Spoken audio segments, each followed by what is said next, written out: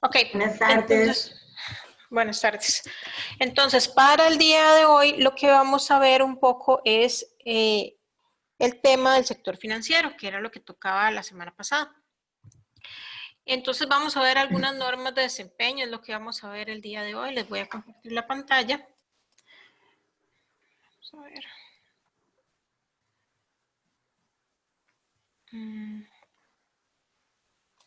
¿Qué pasa? ¿Por qué no me deja?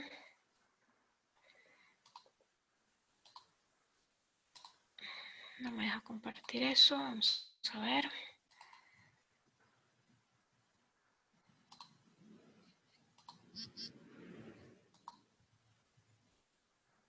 Aquí está.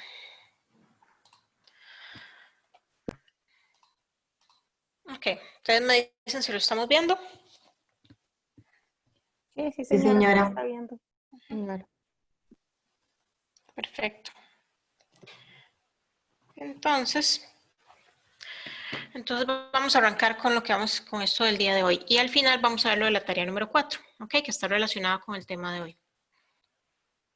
Entonces vamos a ver el sector financiero como motor de la responsabilidad social en las empresas, indicadores y criterios utilizados por el sector financiero y vamos a hablar así un poco de lo que es la debida diligencia para inversiones. Muy bien, entonces vamos a ver el primer tema.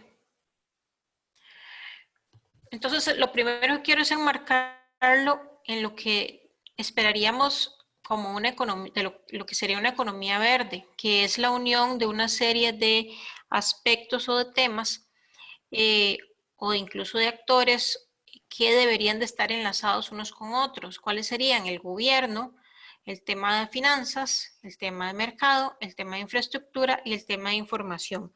Uno sin otro no tienen, o sea, tienen que moverse todos en conjunto, ¿ok? Todos se entrelazan entre sí, ninguno va por separado, sino que todos tienen una relación como tal, y entonces ahí vemos que el tema de finanzas, pues es uno que tiene ahí relevancia también importante, ¿ok? Vean esa foto que está por ahí, que es de Citibank, ¿ok? Si ustedes se dan cuenta, es una protesta sobre algún tipo de inversión que había hecho el banco o algún cliente que había tenido algún tipo de, de incumplimiento a nivel ambiental, ¿verdad? Parece que por destrucción de bosques, hablan de calentamiento global. Entonces, tal vez no eran directamente el banco el que tenía, el que cayó, digamos, en esos problemas, pero tal vez fue el banco el que financió ese proyecto.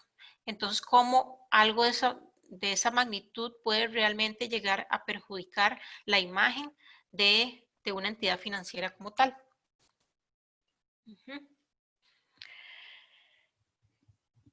Y así existen una serie de riesgos, ¿verdad? Que todos los entes financieros deben de tener también claros para que existen riesgos asociados a los proyectos que podrían afectar al ente que está financiando. Entonces ahí es donde empezamos a ver temas ambientales, temas sociales, ¿verdad? Relacionados con incluso los terrenos en los que está el proyecto, temas de contaminación, temas de multas, temas de empleados, temas de clientes, ¿verdad? Entonces, ¿cómo vemos que el financiar o el poner dinero a un proyecto debe de ser algo de más atención y de más cuidado, ¿verdad? ¿Qué tipos de organizaciones son las que forman parte del sector financiero? Ahí empezamos a encontrar instituciones como la banca comercial que normalmente conocemos, la banca para el desarrollo, empresas de inversión, está el tema de aseguradoras, están las cooperativas, está incluso las asociaciones de empleados que realizan inversiones, dan préstamos, etcétera, ¿verdad? Entonces, no solamente nos tenemos que quedar con la parte de bancos, ¿verdad? Sino que es muchísimo más amplio. Y todas estas entidades, pues deberían de asegurarse también de que donde están colocando el dinero, pues sea realmente inversiones que no les vayan a generar o que no tengan un riesgo muy alto en temas ambientales y sociales. Y aquí entonces es donde empezamos a ver algunos principios, instrumentos, herramientas, declaraciones que a nivel del sector financiero se han ido dando para tratar de ir regulando también o ir poniendo en línea todos esos riesgos que se pueden presentar a nivel ambiental y social.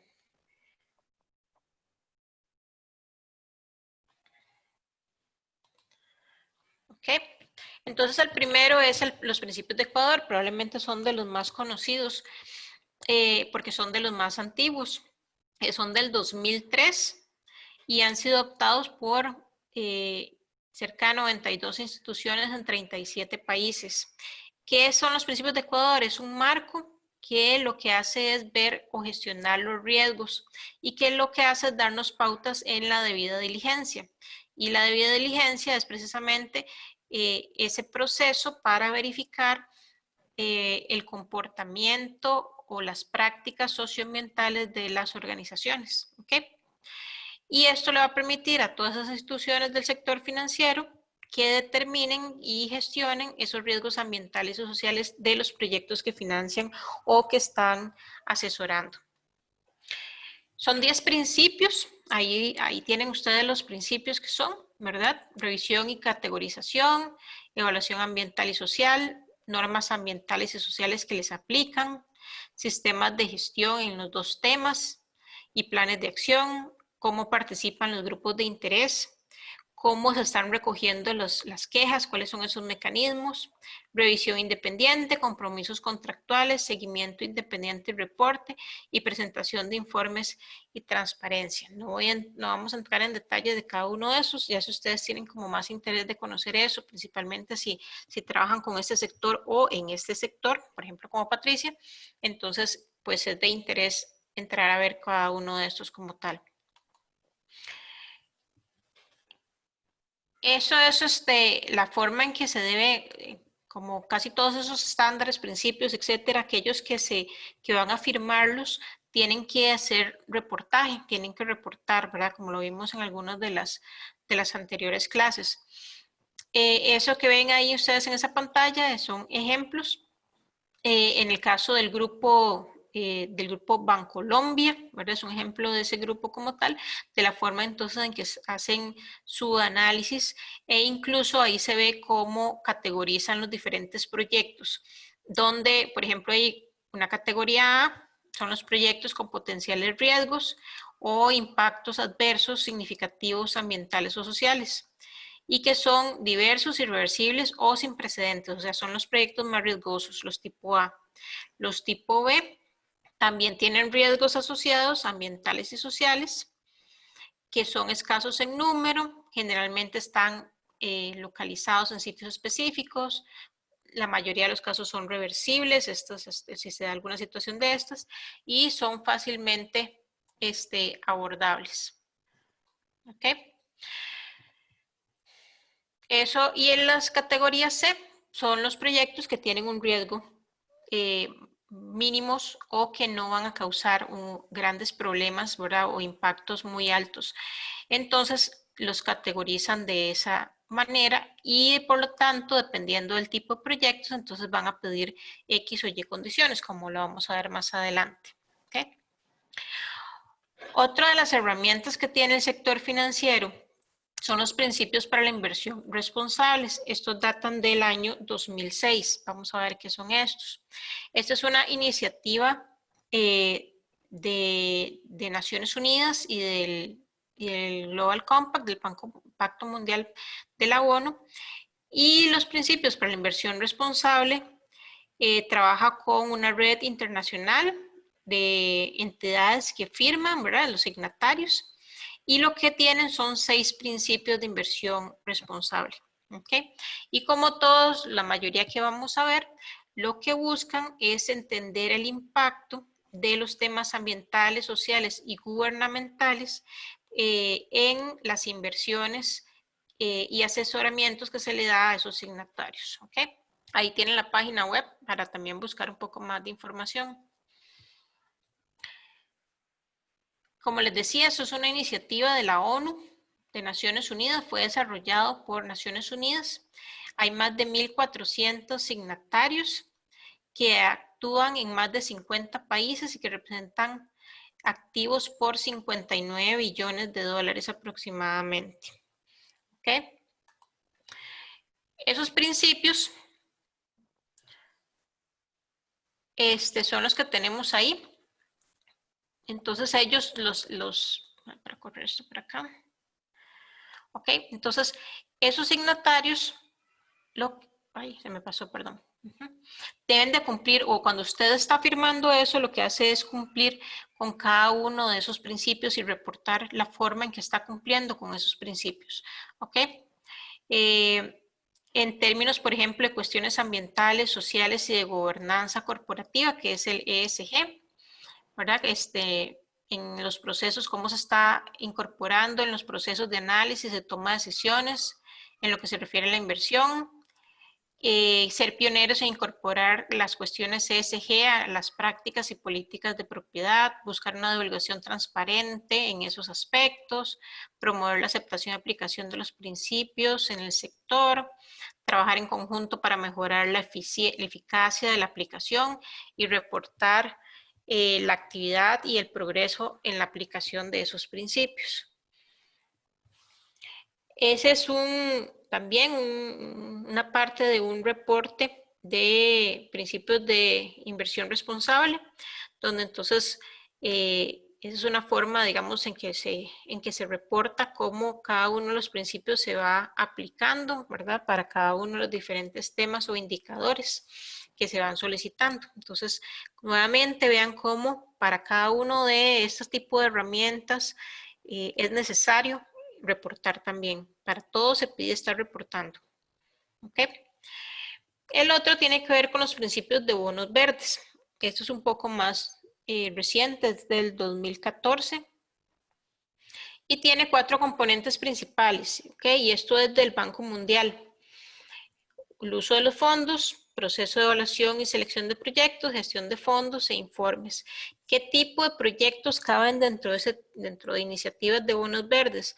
Lo que tienen que ver con energía renovable, con eficiencia energética, con el tema de gestión de residuos, de uso de suelos a nivel sostenible, conservación de la biodiversidad, transporte limpio, el tema de agua, el manejo de agua o adaptación a cambio climático. Son algunos de los ejemplos que caben en el tema de bonos verdes. Ahora, también ahora hay una tendencia no solo a que sean verdes, sino a los bonos sostenibles. Incluso, bueno, aquí en el país, la Bolsa Nacional de Valores tiene una iniciativa de bonos verdes, ¿verdad? Que es un instrumento de deuda donde se obtiene capital para financiar o refinanciar proyectos verdes, ¿ok? Y debe cumplir con el estándar para la emisión de bonos verdes que tiene la Bolsa Nacional de Valores.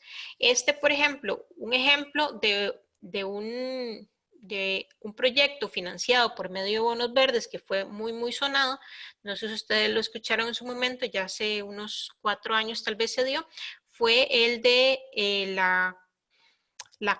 el cambio de la caldera en Bridgestone, ¿verdad? El que hicieron un cambio de caldera de combustible fósil a biomasa, una caldera bastante grande. Entonces, fue financiado por medio de un bono verde. Como les decía, ahora hay una tendencia bastante grande,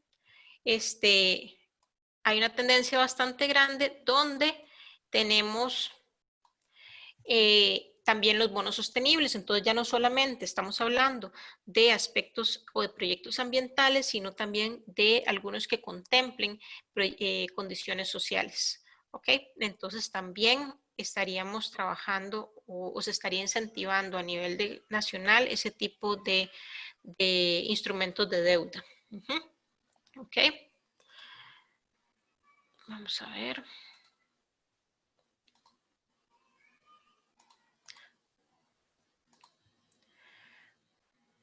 Ok.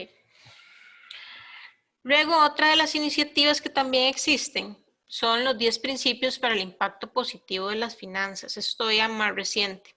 ¿Y qué es eso? Es un marco común para financiar los objetivos del desarrollo sostenible, para financiar los ODS. Y este arrancó en febrero del 2017. Vamos a ver un poco más entonces de esta iniciativa. Estos principios fueron desarrollados por Naciones Unidas, específicamente por la iniciativa financiera de, bueno, en aquel momento lo que era el PNUMA, actualmente ONU Ambiente, que es UNEP F5, se sería así en inglés. ¿Qué es UNEP F5? Es una asociación surgida en el 92 a partir de la Cumbre de la Tierra, ya tiene ratito. Entonces, esta iniciativa desarrolló estos principios y cerca de 20 organizaciones del sector financiero son las impulsoras de estos principios.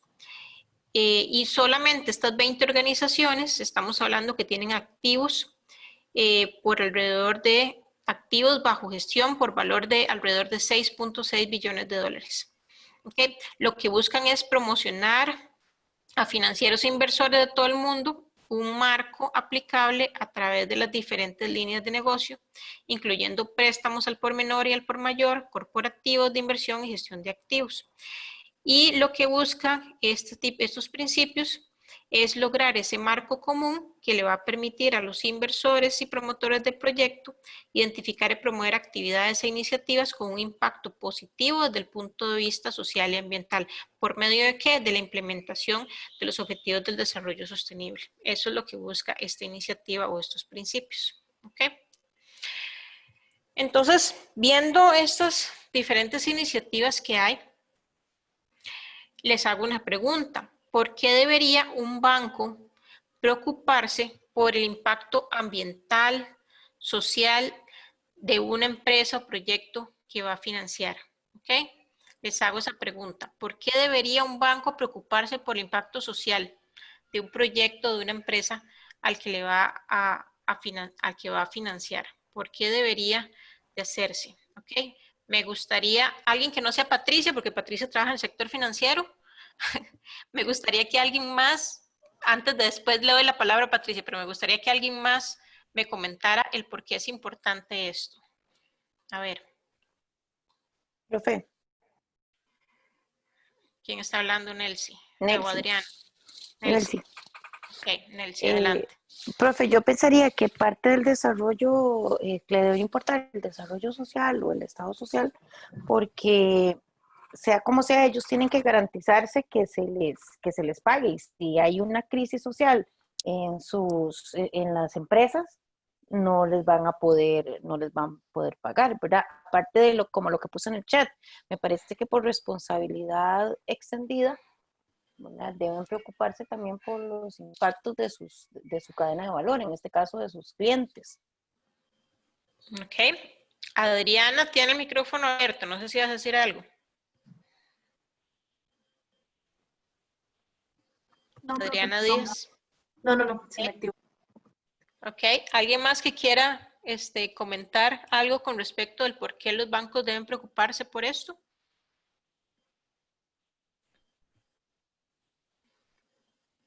Ok, entonces si no hay más, Patricia. Carolina. Sí, perdón. Yo creo que como dijo Nelcy, tiene mucho que ver con el tema, de verdad, bueno, primero que es un tema de responsabilidad social, o sea, que esos proyectos que ellos van a financiar puedan tener un impacto que a la larga inclusive pueda afectarlos a ellos mismos como personas, como comunidad, como empresa, por un tema de contaminación, de temas sociales y demás. Y también, como mencionaba Nelcy, por el tema de la cadena de valores, es como ir más allá, no solo de lo que está dentro de la oficina, sino de lo que son mis proveedores y mis clientes. Ok, sí, claro, perfecto. Muy bien. Y Patricia, ahora sí. Muchas gracias. En realidad uno podría tener la perspectiva desde el gerente financiero o la perspectiva del de riesgos o la perspectiva del gestor ambiental, porque son tres cosas muy diferentes. Al financiero lo único que le interesa es que le paguen. y suena un poco rudo, pero es cierto. Si una empresa cae en un tema de impacto ambiental o social, la repercusión puede ser hasta que le cierren. Y si le cierran, no paga. Entonces, al financiero estrictamente le interesa que el crédito se pague. Al de riesgos le preocupa un poco eso, pero también va el tema de la reputación, porque hay un riesgo asociado que es todavía más difícil de compensar y de mitigar, que es el riesgo asociado a la reputación. Y hay mucha gente que se pregunta, inclusive a nivel de hacer una inversión en una organización, cuáles son los propósitos, cuáles son los valores organizacionales. Entonces, por ejemplo, nosotros teníamos, por citar un caso, nosotros teníamos un señor en San Carlos que para el tiempo de el tema de las crucitas, lo primero que hizo fue pedir una reunión para saber cuál era la posición de Copenhague respecto al tema de crucitas. Él no podría invertir su dinero en una organización que no comparta sus mismos valores. Y como un tema de responsabilidad social, nosotros no deberíamos ser parte de una organización que no sea capaz de manejar sus impactos. Súper bien. Me gustó ese enfoque, muy bien, también, es verdad, de que, y eso lo vemos a nivel bancario, digamos, de cómo la gente de riesgos tienen su lucha, cómo la gente que le toca hacer análisis socioambientales tienen su lucha, y cómo los que les toca cobrar y asegurarse de eso también tienen su lucha, ¿verdad? Y eso también genera luchas a lo interno, ¿verdad? Porque al final de cuentas tiene que tener lineamientos, ¿verdad? La institución o la empresa tiene que tener lineamientos muy claros para que todo el personal, todos los colaboradores sepan hacia dónde vamos alineados todos, ¿verdad? Entonces, esa parte es muy importante. ¿Ok? Y básicamente la siguiente filmina hace un resumen de lo que dijeron ustedes tres, lo que dijo, lo que dijo Carolina, lo que dijo Nelson y lo que hizo Patricia. ¿Verdad? Los permisos, por ejemplo, los permisos que la empresa tiene brindan una garantía del 100% de que una empresa cumple con todo, en todo momento con la ley. Si, por ejemplo, el préstamo se concede a una fábrica de pintura, ¿qué podría pasar si la empresa enfrenta un problema grave, por ejemplo, productos químicos que contaminan el río o que los trabajadores se envenenen? ¿Cómo podría afectar eso al banco que otorgó el préstamo? ¿Okay? Con todo lo que ustedes anotaron entonces anteriormente. O sea, si nos vamos a dar las respuestas que ustedes dieron, ok, una contaminación, el hecho de que tenga todos los papeles en regla implica que en todo momento va a estar cumpliendo con la ley. Pues no necesariamente, ¿verdad? Puede ser que cuando pidió todos los permisos, en ese momento estaba cumpliendo con la ley. Es una fotografía del momento, pero eso no implica que eso se va a mantener en el tiempo. Si hay contaminación, si hay un problema con los trabajadores, si incumple con ciertas cosas, ¿verdad? Puede verse afectada por multas o por cierres, como nos decían, ¿verdad? Las compañeras también. Y eso implica que entonces si hay préstamos no lo van a pagar. ¿Okay? ¿Qué pasa si hay un proyecto y es claro que lo financió X banco y ese proyecto está teniendo una afectación, por ejemplo, en tierras, por ejemplo, indígenas, ¿verdad? Eso sale en prensa y por lo tanto, ¿quién está financiando el proyecto? Que está teniendo problemas a nivel de ocupación, por ejemplo, de tierras indígenas, el Banco X, ¿verdad? Entonces vean cómo a nivel reputacional también eso va a tener sus consecuencias, ¿verdad? Y eso es lo que básicamente dice esta filmina, ¿verdad? Que no nos va a garantizar que el tener todo en orden en un momento específico implica que no se pueden dar casos posteriores de incumplimiento, de corrupción o de lo que sea.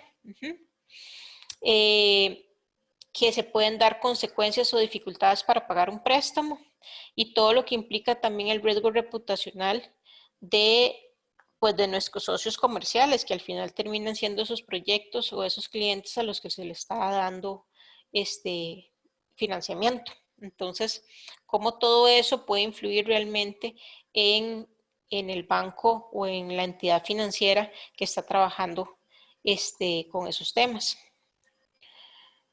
Entonces hay una serie de temas que el banco debería preocuparse, ¿verdad? O por qué el banco debería preocuparse por ese impacto ambiental y social. El primero es un asunto de cumplimiento y es por normativa. El banco podría estar obligado a verificar cumplimientos legales o impacto de sus inversiones. Un asunto de valores, por los valores que guían la razón de ser del banco, que ahora también Patricia lo mencionó. Por un asunto de riesgo, tal como el riesgo reputacional por un lado o el riesgo de no pago de un préstamo por otro. Y por un asunto de oportunidad, por ejemplo, para poder optar por fondos para proyectos de eficiencia energética, apoyo a emprendimientos, etcétera, ¿verdad? Entonces, son oportunidades. Recordemos que la plata de los bancos y de las entidades financieras vienen de otros, de bancos de segundo piso, creo que es como se llaman, ¿cierto? Entonces, que son los que les dan fondos de cierto tipo. Hay fondos que tienen características ambientales o sociales. Entonces, eso es una oportunidad también para lograr ese tipo de fondos con ciertas características específicas. ¿Okay? ¿Y qué tipo de temas ambientales o sociales están relacionados con las empresas deberían de importarle a un banco? Todos los temas que tienen que ver con contaminación de las diferentes fuentes, llámele agua, aire, suelo, todo lo que tiene que ver con temas de gases de efecto invernadero, de emisión de gases de efecto invernadero, todo lo que tenga que ver con daños de ecosistemas y pérdidas a la biodiversidad. Pero también tenemos que ver daños del patrimonio cultural, cuando hay resentamiento involuntario de personas, por ejemplo, si yo tengo que expandir una fábrica, ¿verdad? Entonces, ¿qué pasa si tengo que, o se tiene que hacer reasentamiento de personas? Por violación de los derechos e intereses de las personas vulnerables, por ejemplo, lo que hablábamos de los indígenas, por problemas de salud y seguridad ocupacional, ya sea ocupacional o pública, ¿verdad? Porque es o de los empleados o incluso de la comunidad. Y por violación de las normas laborales, por ejemplo, que tengan un trabajo infantil. Entonces, todo ese tipo de aspectos son los que las entidades financieras deberían de evaluar y deberían de verificar antes de colocar un préstamo de ciertas características, ¿verdad? Porque no es como que a todos los que se le hacen este tipo de trabajos. Y como ya vimos, los impactos de la empresa sí implica un riesgo para el banco. ¿Ok? Impacto financiero, impacto legal, impacto reputacional a nivel de la empresa y que a la vez a nivel del banco va a implicar un riesgo crediticio, un riesgo legal o un riesgo reputacional. ¿Okay? Entonces, estos tres aspectos y que los mencionaron las compañeras muy claro, ¿verdad? Son los que hay que ponerle atención y evaluar muy bien esos riesgos como tal. Ahora bien, no existe un negocio sin riesgo, siempre va a existir un riesgo. En eso estamos súper claros, pero entonces, aquí entonces es donde empezamos a ver los diferentes pasos, donde el primero es evaluar el riesgo. ¿Cómo se evalúa un riesgo? Según la probabilidad de que ocurra el evento y el impacto que ese evento puede tener en la institución financiera. Entonces, ¿qué tan probable es que se dé la situación X? ¿Ok? Y si se diera, ¿cuál es el impacto que va a tener a nivel de la institución financiera que está involucrada? ¿Ok? Y eso me va a permitir entonces hacer una clasificación de riesgos. El segundo punto es el de excluir el riesgo. Y ahí las instituciones financieras lo que deben hacer es reducir la exposición por medio de la exclusión por completo de cierto tipo de inversiones. ¿Ok? Por ejemplo, muchos bancos tienen o excluyen ciertas actividades. Por ejemplo, muchos bancos no le prestan a organizaciones, por ejemplo, las tabacaleras, cigarros, ¿verdad? O sea, este tipo de cosas. No los tienen, son actividades que los tienen completamente excluidos, ¿verdad? Y así hay algunas súper específicas donde los bancos dicen definitivamente ese tipo de actividad no se les presta, ¿ok? Entonces tienen normalmente listas de exclusión. Luego está el tema de transferencia, y esto es que las instituciones financieras pueden transferir riesgos en parte a los clientes o a algún tercero. ¿Cómo? Por ejemplo, cobrando primas de riesgo a los prestatarios, exigiendo garantías, contratando un seguro, ¿ok? Entonces, transfieren parte del riesgo, ya sea al cliente o a alguien más, ¿ok? Y el cuarto es el de mitigar el riesgo. Y en mitigar el riesgo es que las instituciones no pueden evitar o transferir todos los riesgos. Siempre hay algo que ellos tienen que asumir como tal. Y por lo tanto tienen que tratar de mitigarlo si quieren optar por ese negocio, ¿verdad? ¿Cómo son medidas de mitigación? Por ejemplo, un mejor diseño del producto, la diversificación de la cartera de préstamos, el tema de debida diligencia, el aprovisionamiento para posibles pérdidas relacionadas con ese riesgo. ¿Ok? Entonces, ¿cómo va el banco a manejar el tema de riesgos?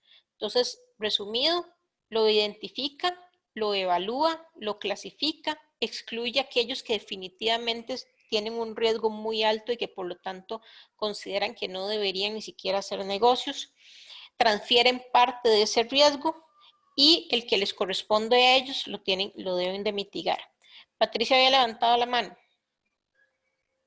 Sí, en realidad es que, digamos, en la parte de evaluación del riesgo, el día a día hace que las instituciones financieras, más que medirlo en términos de la probabilidad de que el evento ocurra, es cuánto impacto genera el hecho de que ocurra, ¿verdad? Y creo que la experiencia del COVID ha sido tal vez la experiencia más reveladora, porque para muchas organizaciones la probabilidad era muy baja y sin embargo se dio, ¿verdad? Y el impacto para todos ha sido muy alto. Entonces, evaluar el riesgo tiene más que ver con lo que impactaría más que con la probabilidad del mismo, ¿verdad? Y con los temas de exclusión de riesgo, IFC, por ejemplo, tiene una lista de exclusiones y a nivel país, la Cámara de Bancos está trabajando en este programa de crédito verde, donde el principal reto está precisamente que en una acción más que de excluir el riesgo, que sea una actitud de transparencia, la Cámara está buscando homologar una serie de exclusiones. Precisamente porque una de las principales dificultades que tiene el sector es que si usted tiene una política, por ejemplo, de no prestarle a una piñera que no tenga los estudios de impacto, y va al Banco Nacional por decirle algo y el Banco Nacional le dice que no, puede que cruce la acera y vaya a Promérica y en Promérica se lo dan. Entonces eso tiene que ver, y aunque aquí no está, con un tema de gobernanza, creo yo, o de alianzas de lo que como sector se puede negociar y lo que como sector no se puede negociar, que es quizás la batalla más difícil en el caso costarricense, porque tiene que sentar en una misma mesa de negociación a entidades muy disímiles, con naturalezas muy diferentes y con una percepción de lucro muy, muy diferente. Eso es bastante difícil. Entonces, lo importante es que ya a nivel nacional, que es lo que estaba comentando Patricia, la Cámara de Bancos tiene lo que se llama el Foro Interbancario. Y ahí es donde se sientan precisamente o es el espacio que se ha prestado para empezar a trabajar y empezar a hablar de este tipo de temas. El año pasado con GIZ se empezaron a hablar de, por ejemplo, los temas de finanzas climáticas, ¿verdad? Entonces es un tema que no se venía trabajando y que es un riesgo también, y eso se trabajó tanto con el sector financiero, el sector bancario, como el sector de aseguradoras. Entonces es ir introduciendo, cómo se va introduciendo también esos temas, ¿verdad? Esos diferentes temas y afortunadamente ya es un tema que empieza a trabajarse a nivel nacional. Hace unos años eran temas que ni siquiera se contemplaban, ¿verdad? Sino que eran temas de, o los due diligence y esto, básicamente eran solamente o se quedaban únicamente para las grandes empresas o empresas financieras a nivel internacional o los bilaterales, ¿verdad? O los multilaterales, donde entonces eran los que realmente daban préstamos para proyectos muy grandes y entonces eran los que hacían due diligence para asegurarse que esa gran inversión que están haciendo o colocando esos fondos realmente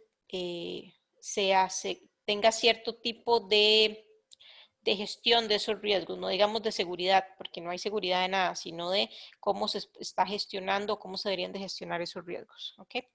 Muchas veces, a partir de una due diligence, una entidad bancaria puede decir, aquí no voy a poner la plata, ¿verdad? Y eso pasa. Y Patricia nombró lo que son las normas de desempeño IFC.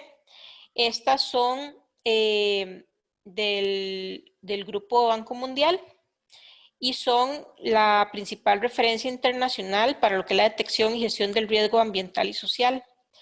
Y básicamente son las que muchas organizaciones han adoptado para como ese componente para la gestión de los riesgos socioambientales. ¿Okay? Es la más usada, son las normas de desempeño más usadas para lo que son las debidas diligencias.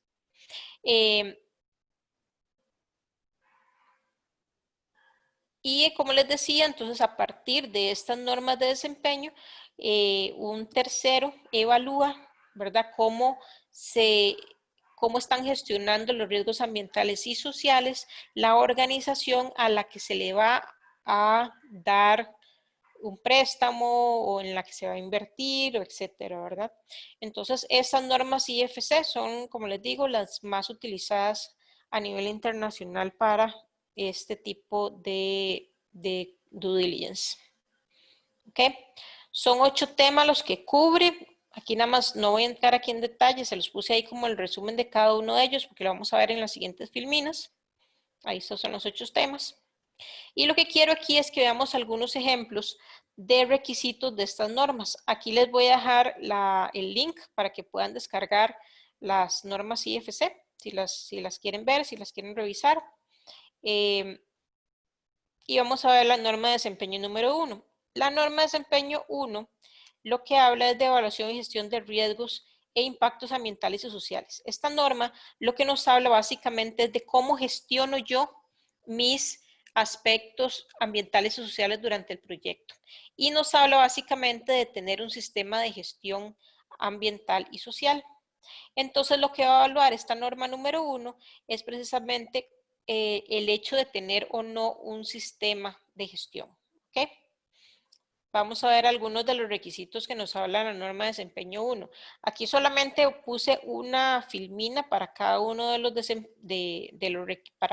requisitos. No están absolutamente todos, es solo para que tengan un ejemplo. Si ustedes quieren revisarlo, entonces pueden ir directamente a cada una de las normas de desempeño. Por ejemplo, ¿qué requisitos deben tener?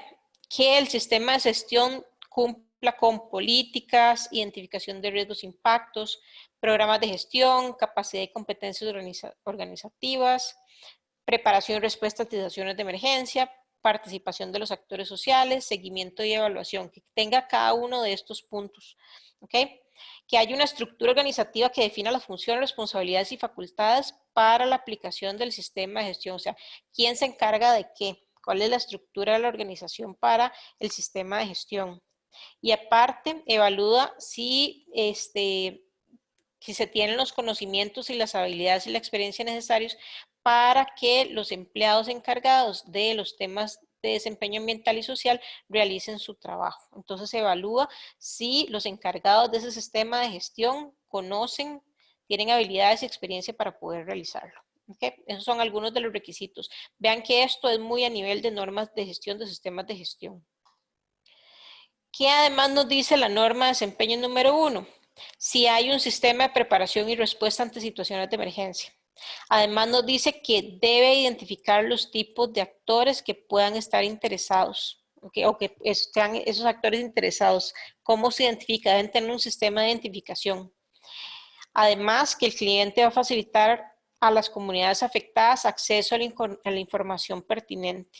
¿Okay? Todo eso son debes de esta norma de desempeño. Y cuando llega un auditor a revisar contra IFC, va a revisar cada uno de estos debes si la empresa lo tiene o no lo tiene. ¿Okay?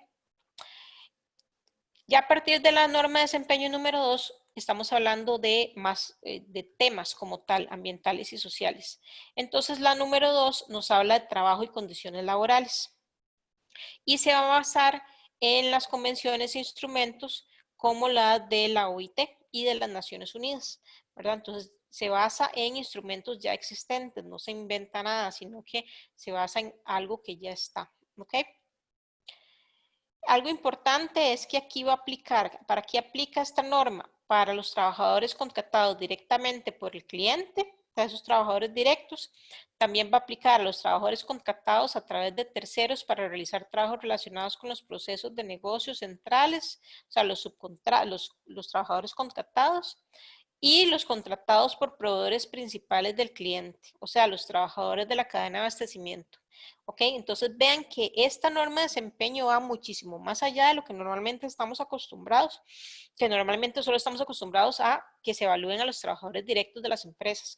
No, aquí incluso se evalúan a los que son contratados por un tercero o a los que son parte de la cadena de abastecimiento. Entonces vean que es muy, muy estricta con el asunto también de proveedores.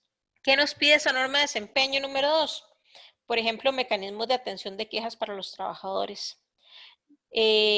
Nos dice que de ninguna manera se podrá emplear niños, ¿verdad? Trabajo infantil.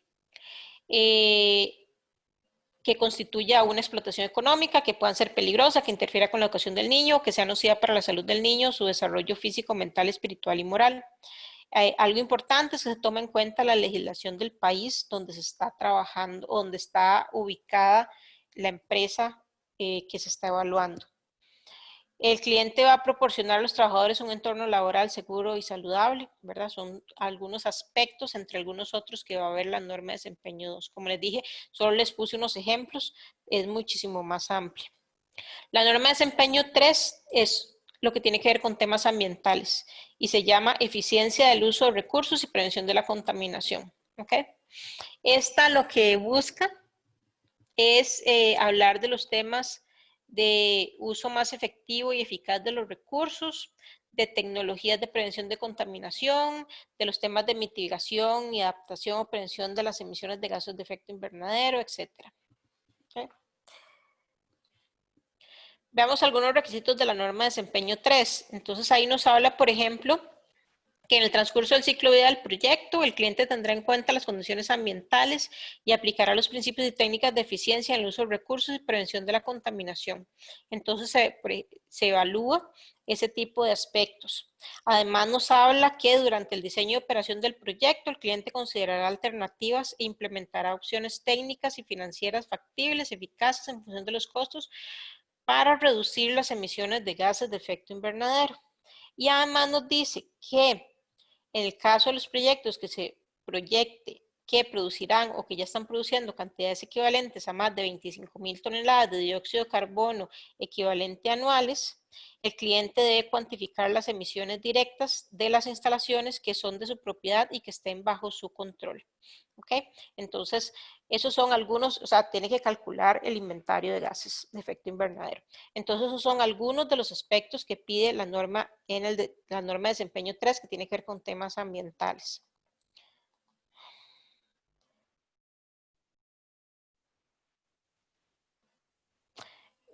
No entiendo la pregunta de Nelcy. La IFC es como la compilación de algunas ISO o las INTE 14, G35, 45. Sí, a lo que me refiero, profe, Ajá.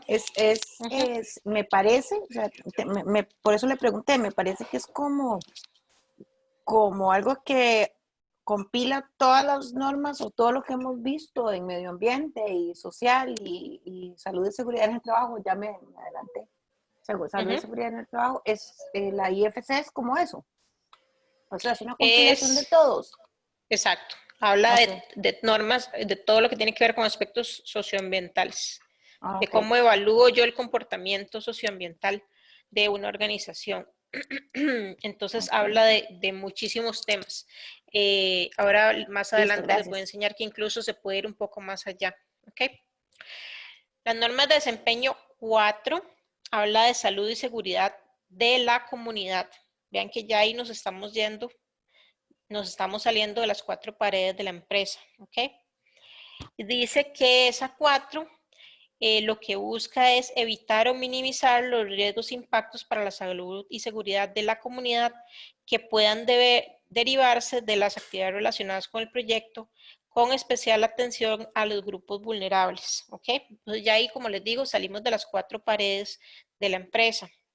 ¿Cuáles son algunos requisitos de la norma de desempeño 4?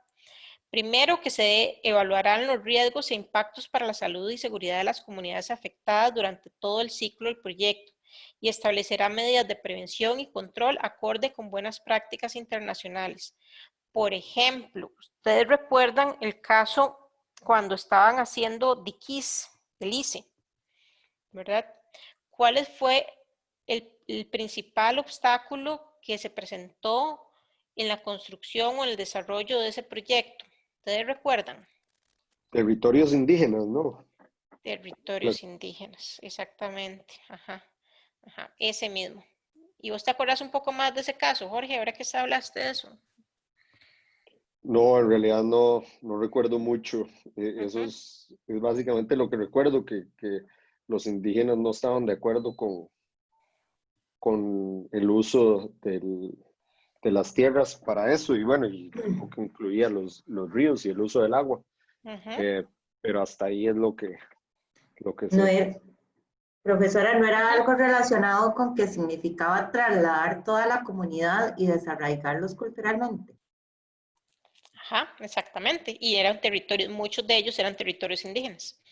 Ujú. Sí, y en realidad lo que querían era inundar su comunidad.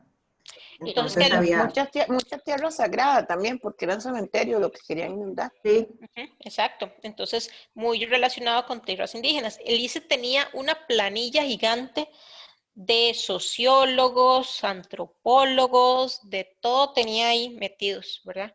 Y al final de cuentas de ese proyecto, ¿qué pasó con ese proyecto? se desestimó. Exactamente, ¿verdad? De la misma Entonces, versión de Crucitas. ajá, exacto. Entonces vean cómo si vemos ahí norma de desempeño, entonces esta número 4 está totalmente relacionada con ese caso. ¿Qué pasaba si, por ejemplo, eh, la represa, en aquel momento, no sé en qué año era, la represa Arenal movió, ¿verdad? El pueblo que estaba ahí también, Arenal, creo que se llamaba, Se convirtió en movió Nueva todo Arenal. y se convirtió en Nuevo Arenal, exactamente. Ujú. Yo conocí el suegro de una jefa mía, eh, fue de una de esas personas que vivía ahí y lo hicieron moverse a Nuevo Arenal. Ese señor nunca logró, eh, de hecho después escribió un libro y todo, nunca logró superar esa situación. Y en ese momento no estaba como toda esa, lo que pasa ahora, ¿verdad? Toda esa atención que se da con especialistas, ¿verdad? Con profesionales y todo ese tipo de cosas, sino que yo me imagino que en su momento, por lo que ellos contaban, simplemente les dijeron, bueno, se tienen que mover, ¿verdad?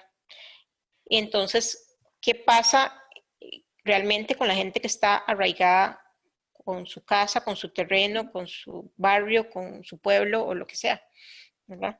Entonces vean cómo todo eso también son aspectos que hay que considerar también cuando usted tiene que hacer Profe, reasentamientos, que es la siguiente norma de desempeño. Sí, Jorge.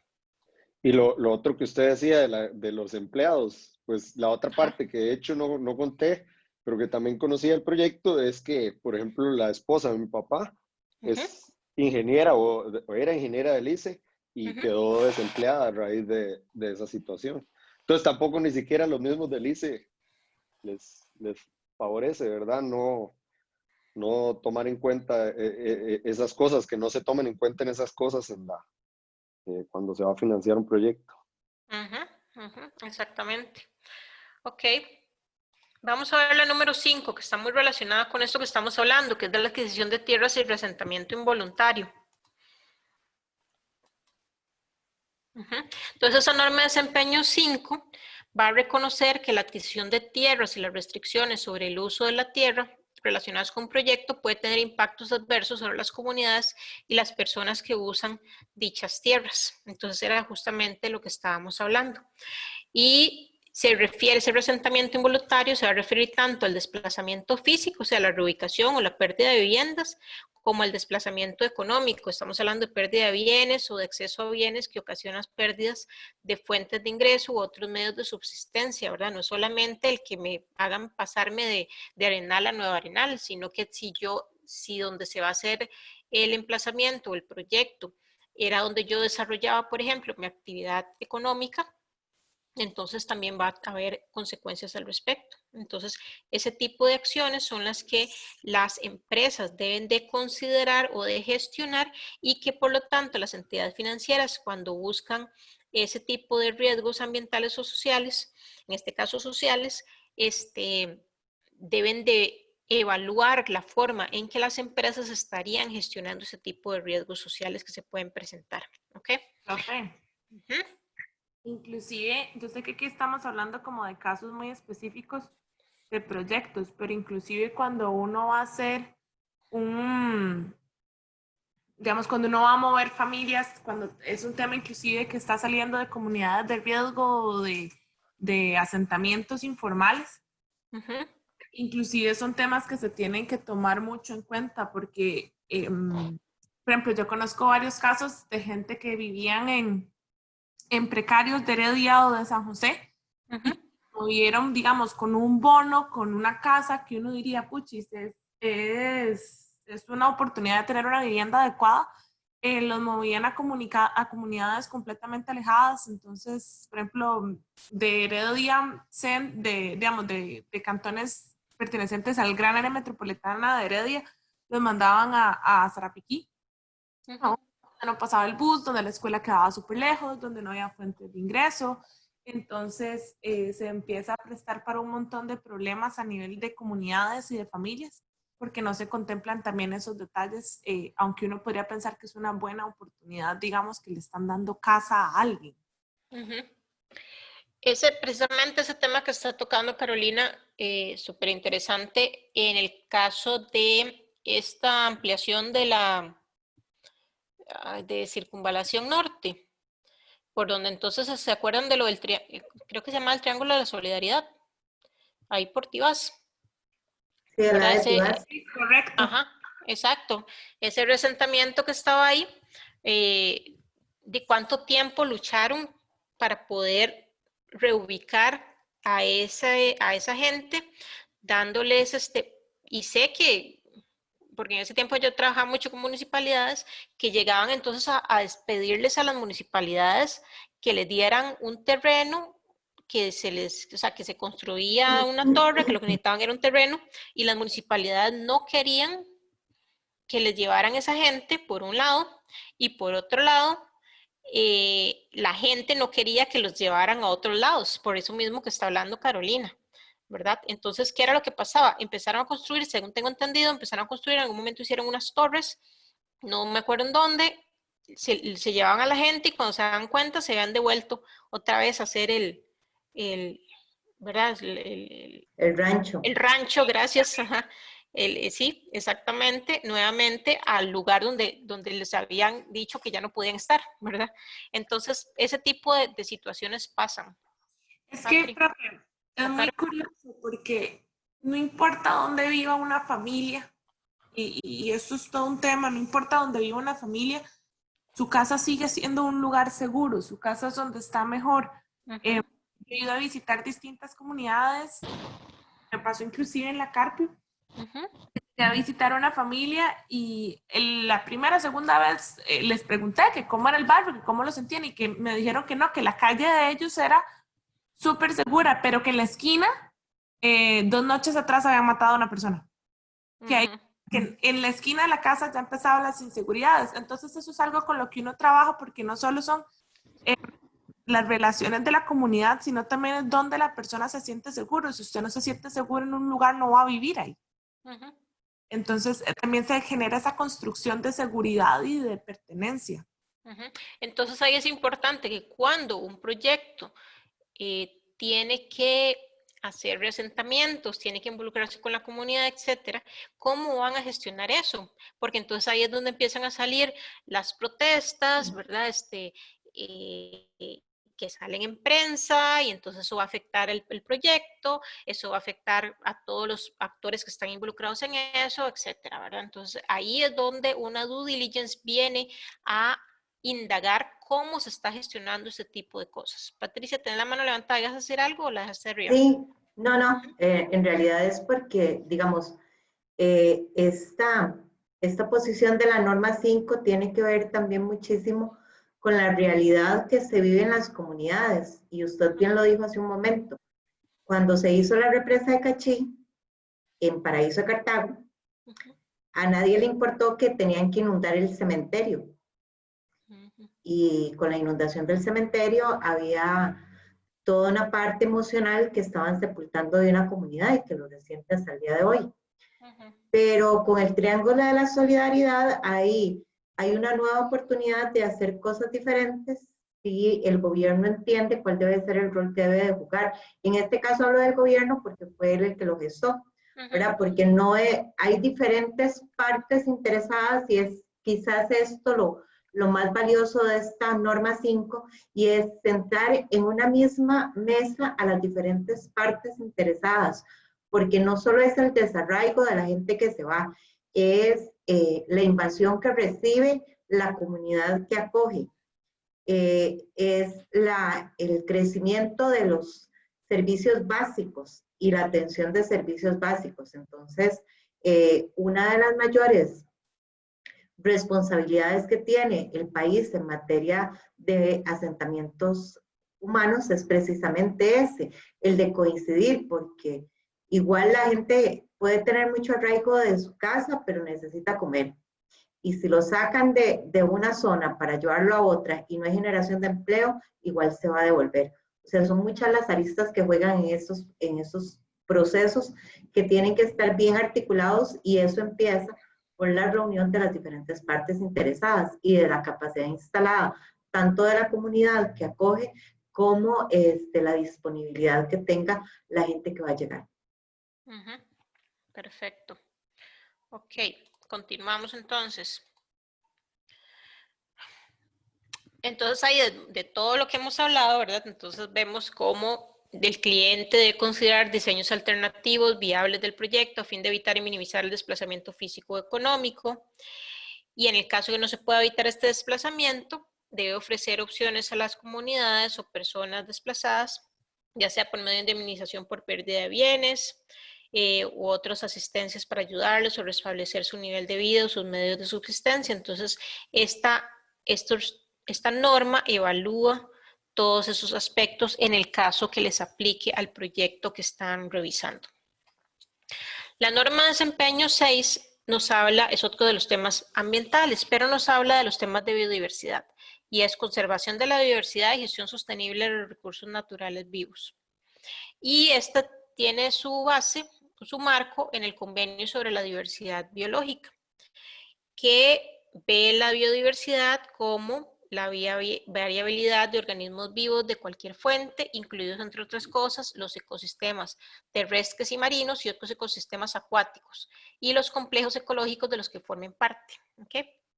Comprende la diversidad dentro de cada especie, entre las especies y de los ecosistemas. ¿Okay? Y esta norma lo que va a abordar es la manera en que los clientes pueden gestionar de forma sostenible la biodiversidad y los servicios ecosistémicos y mitigar los impactos sobre ellos durante todo el ciclo de vida del proyecto. ¿Okay? Entonces, ¿cómo van a estar gestionando el tema de la biodiversidad a través del proyecto? ¿Okay? ¿Cuáles son algunos requisitos de esta norma? debe tener en cuenta los impactos directos e indirectos del proyecto sobre la biodiversidad y los servicios ecosistémicos, identificar todo impacto residual significativo. O sea, debe tener una clara identificación de esos riesgos e impactos con respecto a los temas de biodiversidad. ¿Okay? Además, el cliente no va a introducir intencionalmente nuevas especies exóticas, ¿okay?, que no estén actualmente establecidas en el país o en la región. ¿Okay? Por ejemplo, ¿verdad? No van a introducir especies forestales que no sean nativas, ¿verdad? En ese caso. ¿Okay? Entonces, todo ese tipo, a nivel del proyecto, entonces todo ese tipo de cosas las tiene que evaluar el auditor que esté, el auditor, digamos, que esté trabajando con esta due diligence. La norma de desempeño 7 nos habla específicamente de pueblos indígenas y a esta hay que prestarle atención. No siempre aplica, ¿verdad? Pero cuando aplica hay que ponerle mucho cuidado. Y la tarea va a estar relacionada con esta norma para que le pongan atención. La norma 7 nos dice que los proyectos del sector privado pueden crear oportunidades para que los pueblos indígenas participen y se beneficien de las actividades vinculadas con dichos proyectos, ayudándolos a concretar sus aspiraciones de desarrollo económico y social. ¿Okay?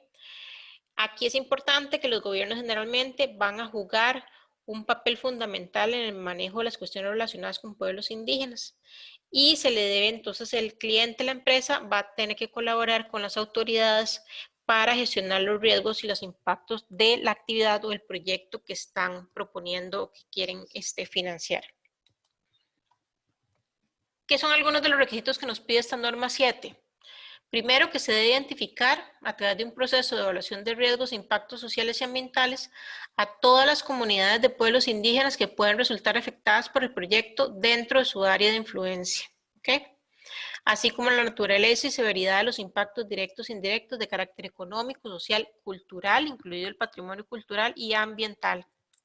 Además nos dice que debe emprender un proceso de trabajo con la comunidad afectada de pueblos indígenas, que debe incluir la promoción de la participación de los órganos y organizaciones representativos de los pueblos indígenas, así como los miembros de las comunidades afectadas, y la previsión del tiempo suficiente para que los procesos colectivos de toma de decisiones de los pueblos indígenas, que era algo que hablaban anteriormente con el tema de comunidades. Bueno, esto es una comunidad, pero hay una norma específica solo para el tema de pueblos indígenas, ¿ok?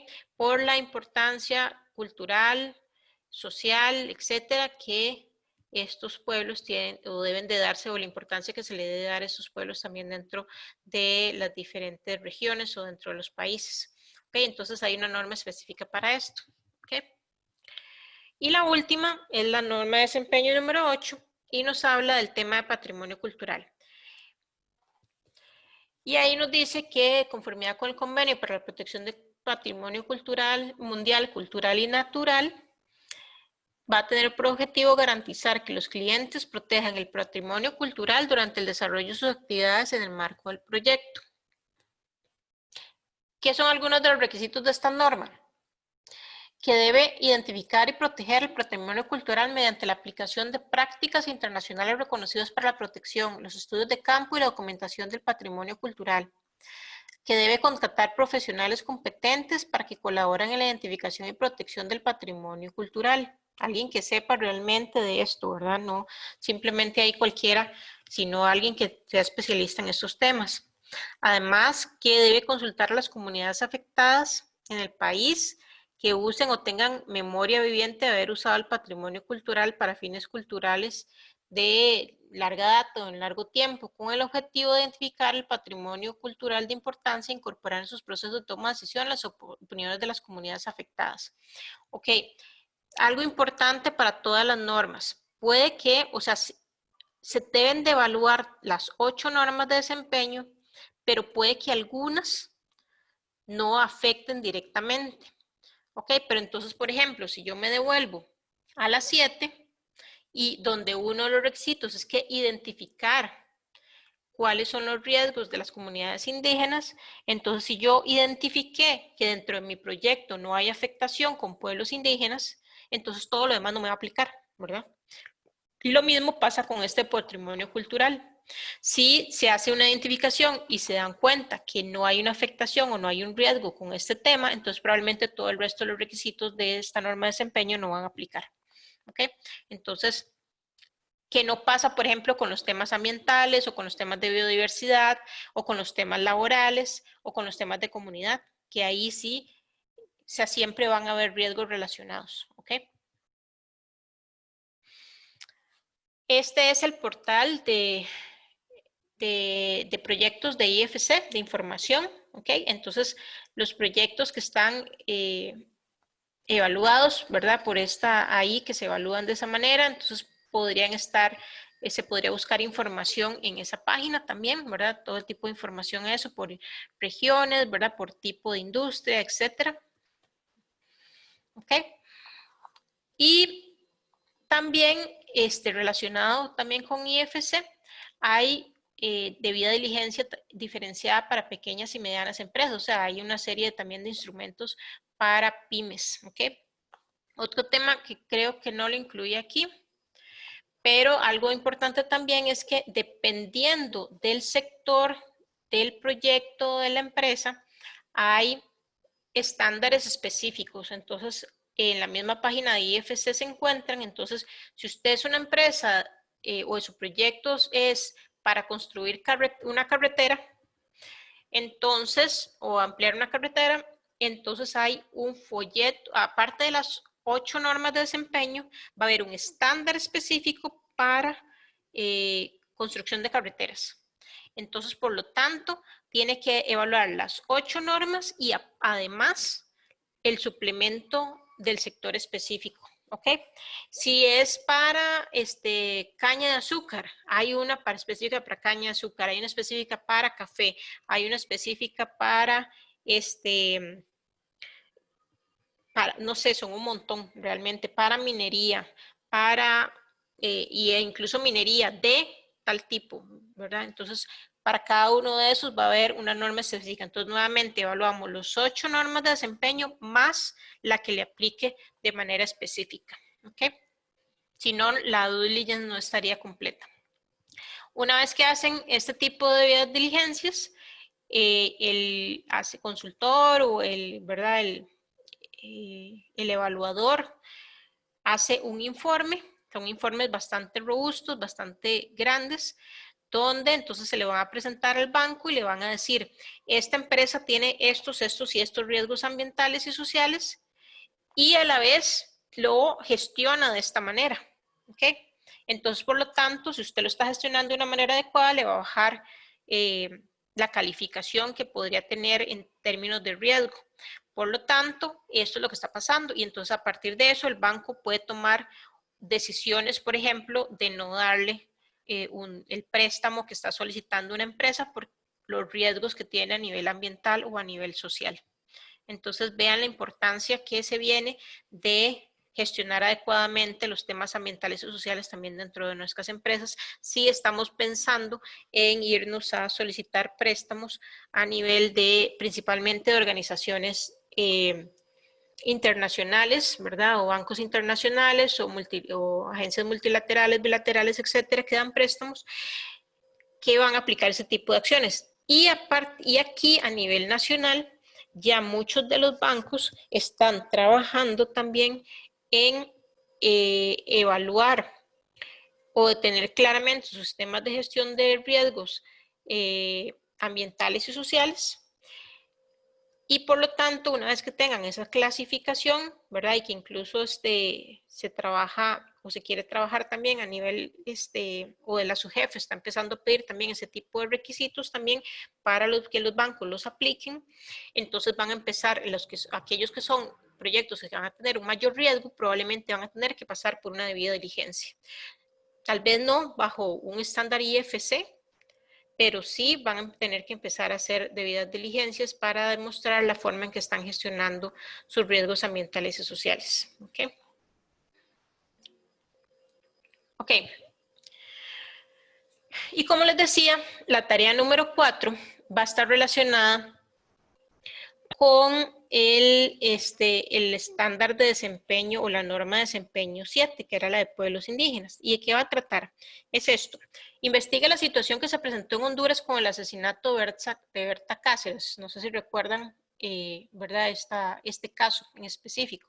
Ahí les pongo un par de links en el que ustedes pueden leer un poco sobre eso. Igual pueden irse a buscar, investigar un poco, ¿verdad?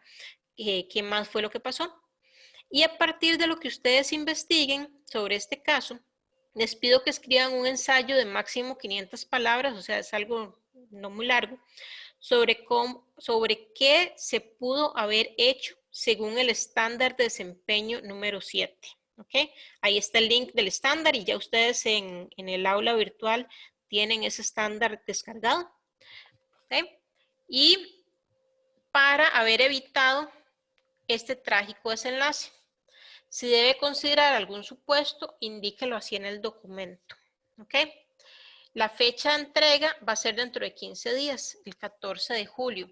¿Qué va a ser dentro de las fechas de receso? Alguien, voy a abrir aquí.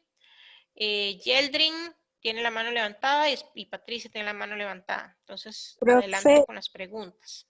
pregunta, ¿es máximo 500 palabras o mínimo? Es que ahí Perdón, dicen, mínimo. Uh-huh. ok. Perdón, mínimo. Sí, dije máximo, mínimo. Uh-huh. Patricia. No, era lo mismo. Lo mismo, sí. Sí, señor. Sí. Perfecto, sí, fue que yo lo dije mal. Ok. Entonces, ustedes investigan sobre el caso, leen la norma de desempeño 7 y basado en eso, escriben, basado en ese estándar, qué se pudo haber hecho para haber cambiado la situación. Y como siempre, cualquier supuesto que hagan, simplemente lo indican. ¿Okay? Entonces, ese sería para dentro de 15 días. ¿Ok? Esa sería la tarea y ya ahí está el link de la tarea número 4 para el día 14 de julio para que ustedes puedan subirlo al aula virtual.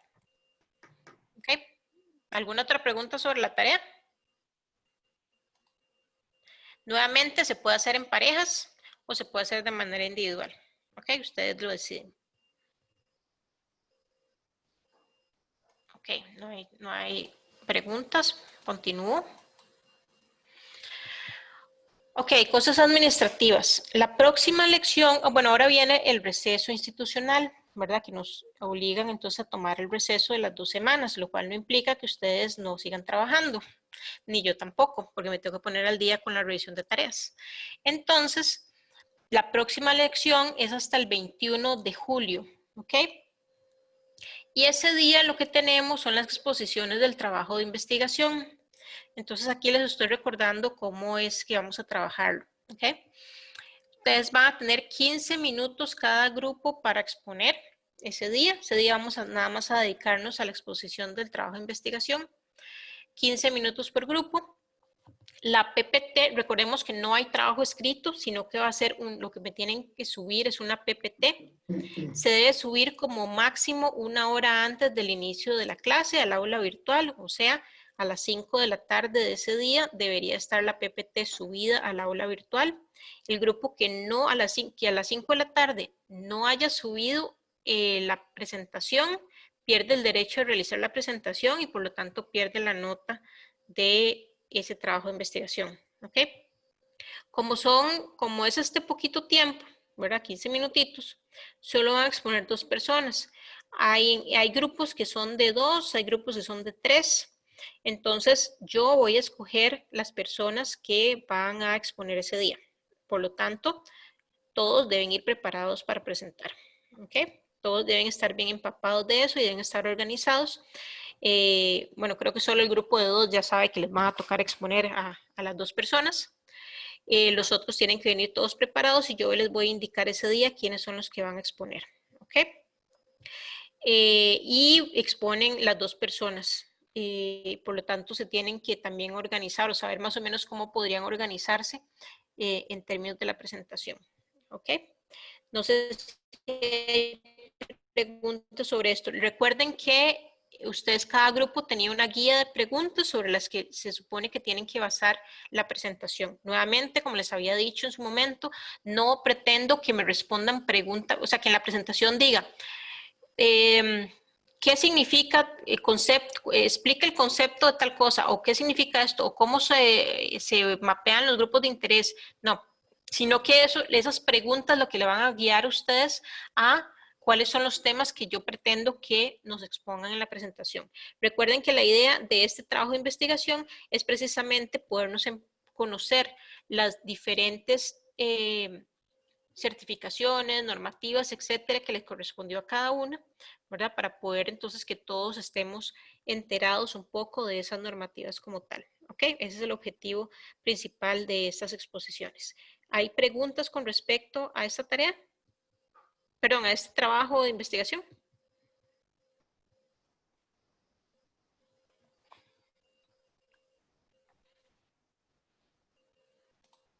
No, está súper claro. La guía de preguntas, ¿usted la había mandado? Es que no me acuerdo. Está en el aula virtual. Ah, Todo está en el aula virtual. En la parte de arriba. En la parte de arriba, digamos, antes de donde empiezan todas las fechas, en la parte de arriba como de anuncios o algo así, ahí está la guía. Donde está la evaluación y el programa, Pau. Ahí lo puedes localizar. Ajá. Podría ser una presentación, digamos, no hay, lo que estoy entendiendo, profesora, es que no hay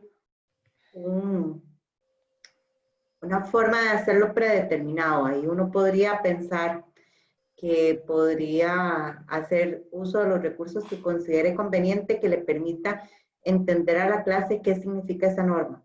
Y no es esa seguidilla de preguntas. Exactamente. Lo que necesito es que dentro de la presentación haya respuesta a todas esas preguntas. Es más, yo soy la que sé las preguntas de cada uno. O sea, cuando ustedes se expongan, el resto de los compañeros no se van a ir a meter a ver cuáles eran las preguntas que a ustedes les correspondía, ¿verdad? Pero yo, para mi evaluación, yo sí voy a considerar que le hayan dado respuesta a todas las preguntas dentro de la exposición. Hasta que todos los temas estén. Estén cubiertos, pero no es no es ir a recitar. No es un pregunta-respuesta. Perfecto. La respuesta lo que les ayudan es a que ustedes se guíen cuáles son los temas que yo quiero que no falten en la exposición. Incluso si ustedes quieren meter algo tal vez que no está dentro de la guía que les corresponde y consideran que es importante y que les da tiempo dentro de los 15 minutos, lo pueden considerar como un adicional, ¿ok? Pero consideren que sí van a ser 15 minutos cronometrados para que nos dé buen tiempo, porque ahí va a haber espacio, yo les voy a hacer preguntas, los compañeros pueden hacer preguntas, ¿verdad?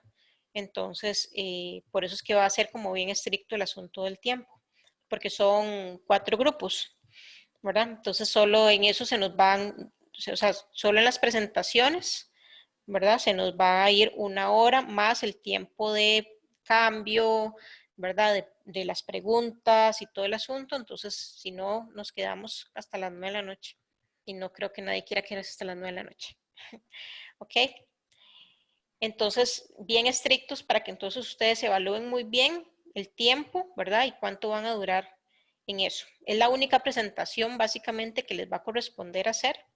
Así que tomen en cuenta eso. Yo a los 15 minutos los corto. Tomen en cuenta, muy en cuenta ese tema. ¿Ok? Adriana, ¿ibas a decir algo? Bueno, no sé si la otra Adri va a hablar. Perdón, no, Adriana Araya, sí, vos. Profe, entonces el trabajo final no hay que exponerlo, solamente se manda el trabajo escrito, digamos. Exacto, el trabajo final no se expone, solamente es escrito.